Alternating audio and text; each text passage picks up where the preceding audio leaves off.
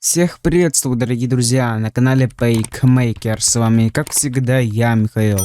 В этом видео мы сортуем новую ветку в истории персонажей, а именно персонажей из игры Mafia Divinity Edition или Mafia Lost Heaven. В первой серии я вам расскажу о главном герое игры, а именно Томми Анджело.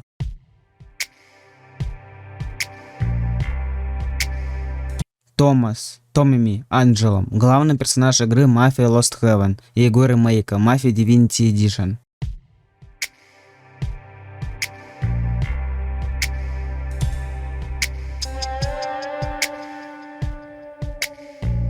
Томас Анджело родился 5 апреля 1090 года в сицилийском городе Сан-Челесте в семье Марко и Марии Анджело. Имел старшего брата Марко и сестру Изабеллу.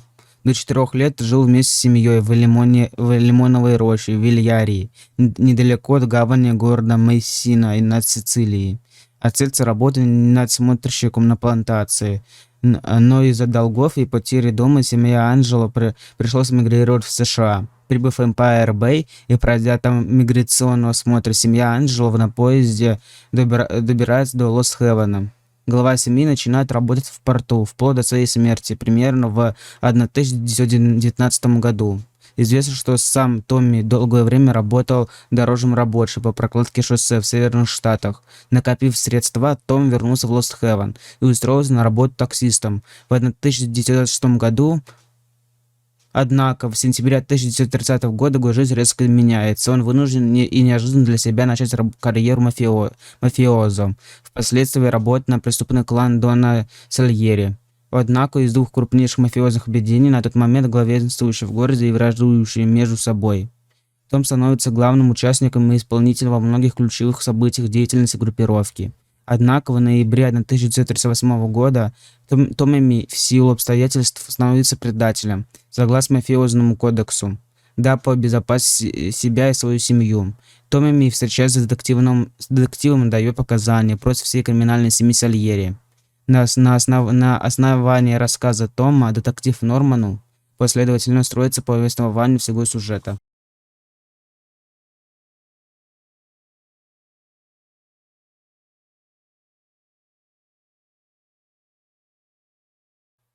Начинается все одним поздним сентябрьским вечером 1930 года. Остановившись на перекур, Том внезапно слышит грохот разбившейся машины. Как вдруг неожиданно из угла выбегает двое солидных людей под угрозой пистолета, заставляет его вести их куда-то угодно, лишь бы уйти от преследования вооруженных людей Дона Морелло.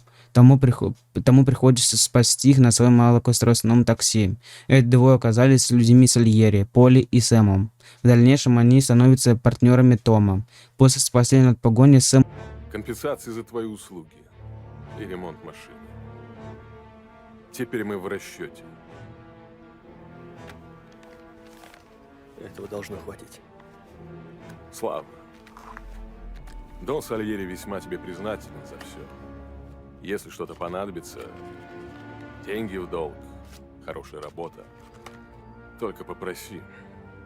Дон друзей не забывает. Ясно, спасибо. Оказывается куда больше денег, чем нужно на ремонт автомобиля такси.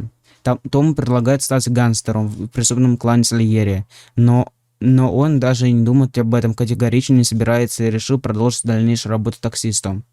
Но уже спустя 3 дня герои выслеживают люди Морелло и пытаются убить за то, что он помог людям Сальери. Однако Томасу лишь по счастливой случайности удается вовремя спастись и добежать до бара Сальери, который на счастье Тома оказывается недалеко от места нападения.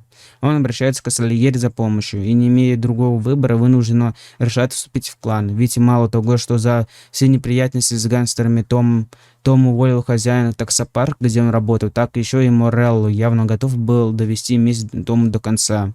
Иногда выхода, кроме того, как стать преступником, у Тома теперь просто не было. Спустя короткое время, в этот же день, Дон Сальери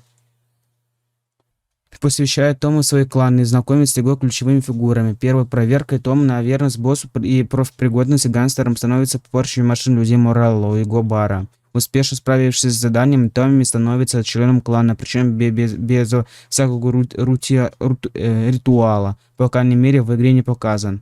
А спустя чуть более месяца, до 29 октября, во время неудачного сбора платы за крышевание в загородном мотеле, он спасает от смерти Полли и Сэма и сохраняет деньги семьи, убив при этом всех вражеских гангстеров в мотеле, включая его владельца. Со временем Анджело, оставаясь в семье, понимает, в чем разница между Сальери и Морелло. Первый – бизнесмен, нападающий только в ответ на нападение, а второй просто подал блюдо, как описывает его сам Томми.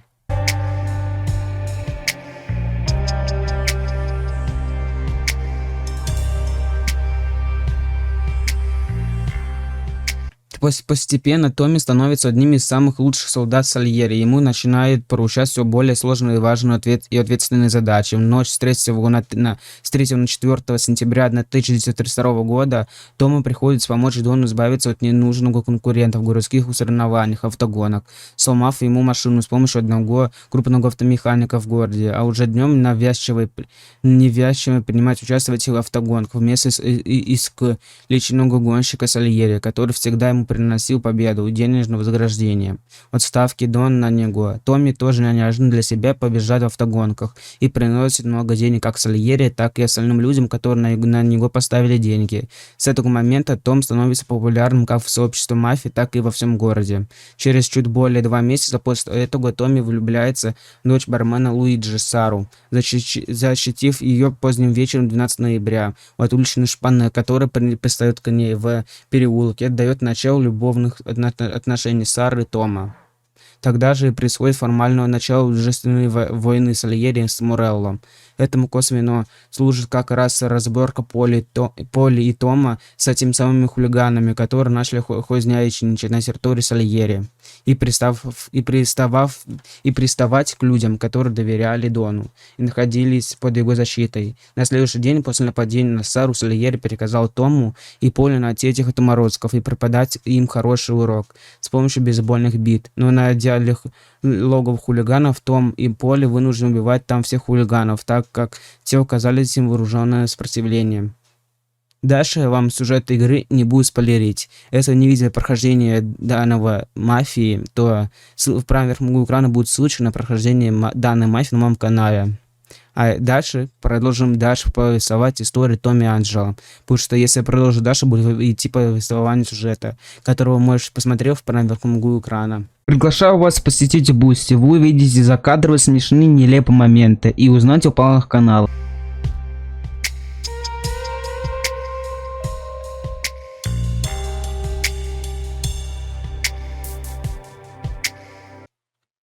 Томми и Анджело сильно меняются по ходу игры. Томми, как и 2 других главных героя, показал себя полным раскаянием и сочувствием.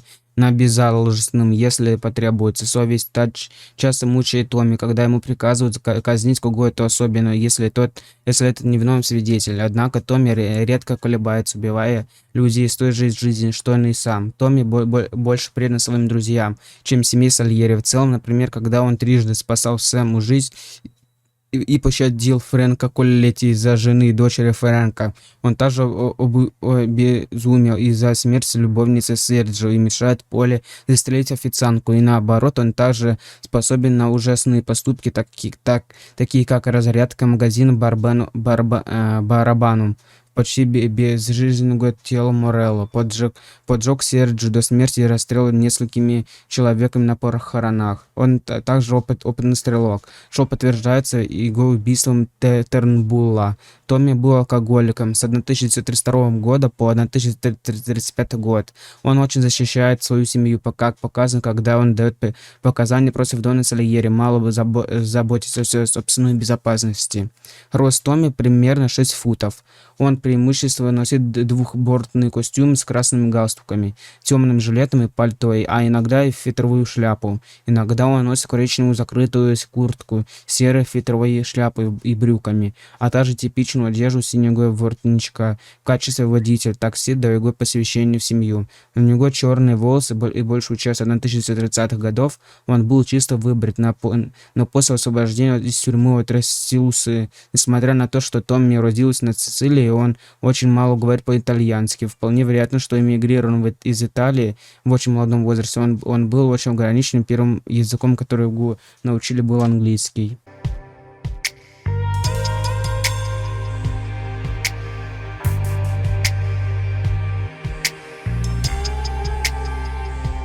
Как и у всех, у него есть семья. Отец Марко Анджело, старший, числится умершим. Мать Мария Анджело, о ней ничего не известно. Также у Томми есть брат Марко Анджело, младший, и сестра Изабелла Анджело. У них ничего не известно.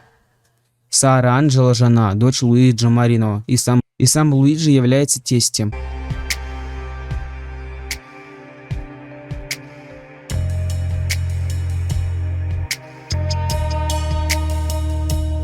Говард Дэвис, сотрудник криминальной семьи Морелло. Роберто Гелолотти, городской советник потерянных небес, помощник преступной семьи Морелло. Серджо Морелло, заместитель босса, преступная семья Морелло. Дон Морелло, босс преступной семьи Морелло. Хэнк Тернбуль, политик. Сэм Трампини, капо, преступная семья Сальери.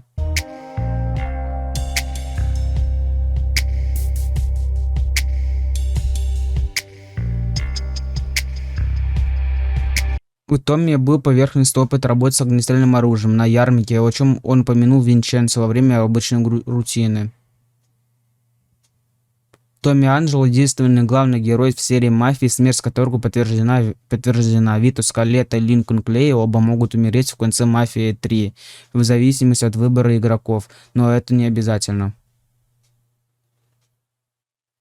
Сан-Силесте, родина Томми, и тот же город, в котором Вито Скалетто сражался во время первой главы в «Мафии 2». Предыстория Томми чем-то похожа на Вито Скалетту. Оба их отца работали в доках, и они оба прибыли в Empire Bay детьми, хотя семья Анджело не осталась в Empire Bay и переехала в Lost Heaven. Оба мужчины, возможно, убиты за предательство своих работодателей, однако предательство и смерть Вито не обязательны. Томми — единственный из трех главных героев, который не служит в армии. Томми Анджело — старейший главный герой серии «Мафия», которому было 30 лет в начале «Мафии Divinity Edition» в 1930 году и 51 год в конце 1991 года. Вито Скалетто было 18 лет в начале «Мафии 2» в 1943 году и 43 года в «Мафии 3». В 1968 году, а Линкольн Клею в том же году исполнилось 23. Томми похож заядлый курильщик. Все три главных героя курят, но Томми, похоже, курит в большей степени. Томми может в зависимости от выбора игрока казнить Говарда Дэвиса из любого пистолета, который у него есть сразу после того, как скажет Дон Сальери, передает привет. По иронии судьбы, примерно 19 лет спустя, в сентябре 1951 года, та же фраза адресована ему Вито Скалетто, прежде чем Томми будет наказан лопатой Джо Барбаро. Это единственный протагонист серии, озвучиваемый в русской версии 3 актерами. Фактически, Томми уничтожает обе семьи Лост-Хевена, к которым переправили в городе в 1920-х и 1930-х годах. Главу и заместителю одной из он расстреливает, а главу второй сдает федералам. Сдав свой клан федералам, Томми становится пентенто, что на языке мафии значит предатель, покаявшийся в ФБР. В Empire Bay Томми находится под программой запасающих свидетелей и живет в Гринфилде. Непонятно, почему в эпилоге Том откликнулся на вопросы Вито. «Мистер Анджело?»